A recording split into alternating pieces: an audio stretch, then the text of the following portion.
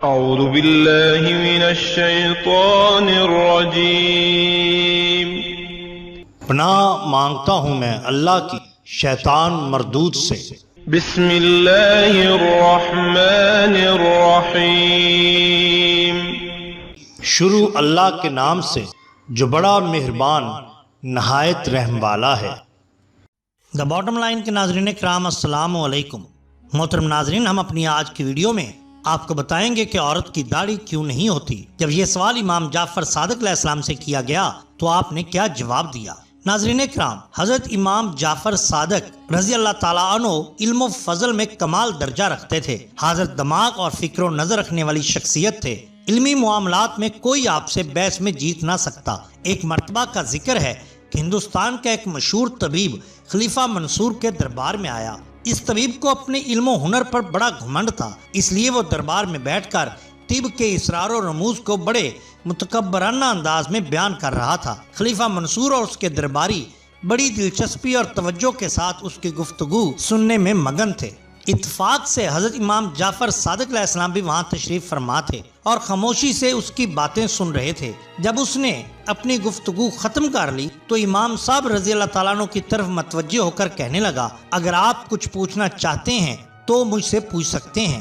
آپ علیہ السلام نے فرمایا، میں تم سے کیا پوچھوں، میں تم سے زیادہ جانتا ہوں۔ طبیب نے کہا، اگر ایسی بات ہے تو پھر کچھ سنائیے تاکہ میں بھی تو سنوں۔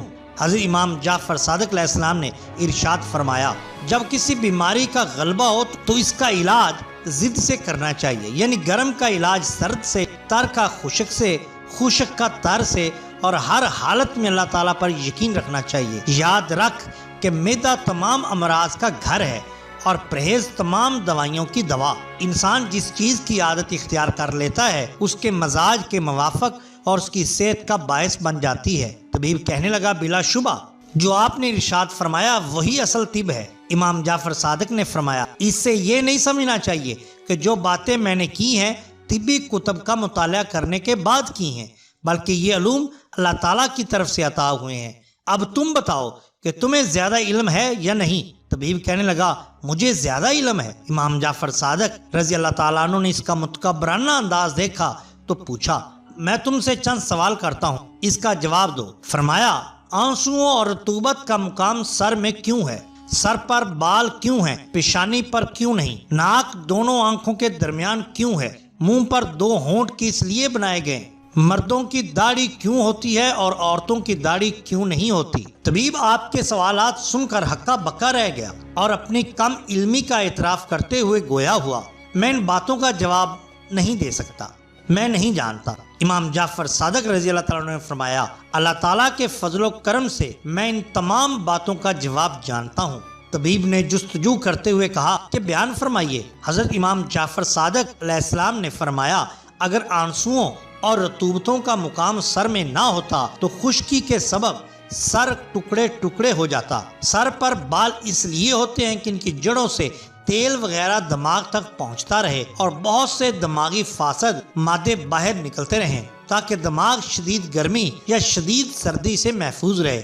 پیشانی پر بال اس لیے نہیں ہوتے، اس جگہ سے آنکھوں میں نور پہنچتا ہے۔ پیشانی پر شکنیں اس لیے ہوتی ہیں کہ جو پسینہ سر سے پیشانی پر گرے وہ آنکھوں میں نہ پڑے۔ جب پسینہ شکنوں میں جمع ہو جائے تو انسان اسے پونچھ کر پھینک دے، جیسے زمین پر پانی جاری ہوتا ہے تو گڑوں میں جمع ہو جاتا ہے۔ ناک آنکھوں کے درمیان میں اس لیے ہے کہ متناسب لگے، اور ناک کا سوراخ اس لیے بنایا گیا نیچے کی طرف کہ دماغی رطوبتیں آسانی سے باہر نکل سکیں۔ اگر ناک کا سوراخ اوپر کی طرف ہوتا تو یہ بات ممکن نہ تھی اور کسی بھی چیز کی بدبو جلدی دماغ تک نہ پہنچ پاتی۔ منہ پر ہونٹ اس لیے لگائے گئے کہ منہ میں جو رطوبتیں دماغ سے آئیں وہ رکی رہیں اور کھانا بھی انسان کے اختیار میں رہے، جب چاہے پھینکے اور جب چاہے نگل لے۔ مردوں کی داڑھی اس لیے ہوتی ہے کہ مرد اور عورت میں تمیز ہو سکے۔ اس کے علاوہ عورتوں کی داڑھی اس لیے نہیں ہوتی کہ چہرہ صاف ہو اور اس کی جانب کشش پیدا ہو۔ اس طرح میاں اور بیوی کے درمیان محبت بڑھے۔ مرد اور عورت کی محبت کشش سے ہی ہوتی ہے، اس لیے اگر عورتوں کے منہ پر داڑھی ہوتی، ایک تو ان میں فرق کرنا مشکل ہوتا اور دوسرا کشش پیدا نہ ہوتی جس سے محبت بڑھتی ہے۔ حضرت امام جعفر صادق رضی اللہ تعالیٰ عنہ کا کلام سن کر طبیب حیران پریشان رہ گیا اور کہنے لگا کہ یہ علم آپ نے کس سے سیکھا؟ آپ نے فرمایا اپنے دادا جان سے، انہوں نے حضور نبی کریم صلی اللہ علیہ وسلم سے، اور انہوں نے اللہ تعالیٰ سے سیکھا۔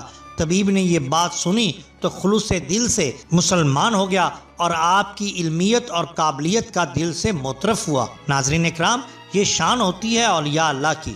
اگر آپ کو ہماری یہ ویڈیو پسند آئی ہو تو لائک کیجئے، سبسکرائب کیجئے ہمارے چینل دا باٹم لائن کو، تاکہ ہم آپ کے لیے اور بھی بہترین ویڈیوز لا سکیں۔ اپنے دوستوں کا، گرد و نواح کے لوگوں کا بہت خیال رکھیے۔ اللہ اور اللہ کے رسول صلی اللہ علیہ وسلم سے بیعت محبت کیجئے، دعا کیجئے کہ اللہ تعالیٰ پاکستان کو بالخصوص اور پوری دنیا کو بالعموم کرونا وائرس سے محفوظ رکھے۔ آمین ثم آمین۔ اللہ حافظ۔